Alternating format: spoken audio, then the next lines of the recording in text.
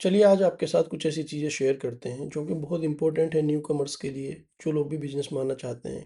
अक्सर वो समझ नहीं पाते हैं चूँकि कोई बैकग्राउंड नहीं होता या खुद से कभी कुछ इस तरह का काम किया नहीं होता, तो लोगों को अक्सर आइडिया नहीं होता है कि हमें किस तरह से चलना चाहिए। क्या चीज़ें मेन हैं, इम्पोर्टेंट हैं, क्योंकि ज़्यादातर लोगों के दिमाग में रहता है कि अगर पैसा होगा तो हम बिज़नेस कर पाएँगे, चीज़ें होंगी तो हम बिज़नेस कर पाएँगे, हमारी कोई फैक्ट्री होती तो हम कर लेते।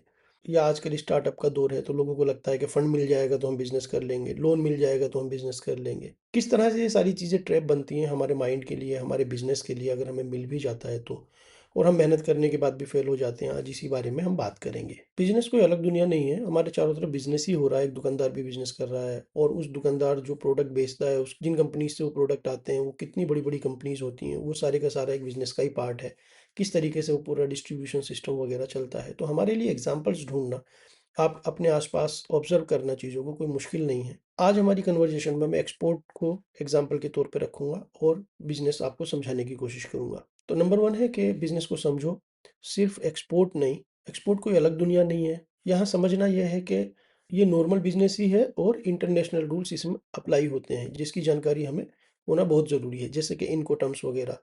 अगर आप इनकोटर्म्स वगैरह के बारे में नहीं जानते हो तो हमारे चैनल पर वीडियोस पड़े हुए हैं, उनको आप देख लीजिए, क्योंकि ये बैकबोन है एक्सपोर्ट की। तो किसी भी लाइन की तरह से प्रोडक्ट, उसका रिस्क, कॉस्टिंग वगैरह, मार्जिन क्या होते हैं, वो सारी चीज़ें, पेमेंट रिस्क वगैरह, सबसे पहले यही चीज़ें समझनी है कि किन लोगों को हम माल दे रहे हैं, कौन लोग हमारे कस्टमर्स हैं, कितना कॉस्ट है, क्या उस पर मार्जिन है, उसके बाद हमारा रिस्क कितना बनता है, पेमेंट आएंगे भी या नहीं आएंगे।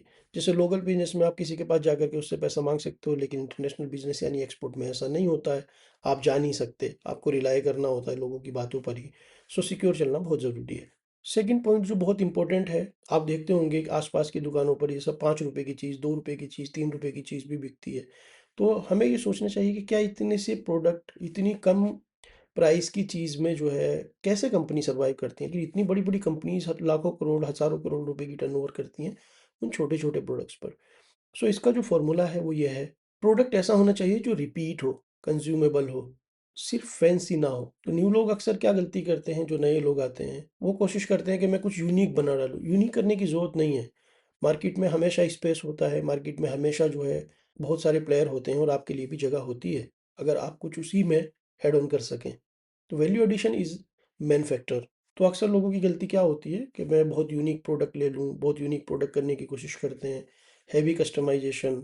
और एक्सपोर्ट में जो मेजर गलती करते हैं लोग, वो है सिंगल बायर डिपेंडेंसी।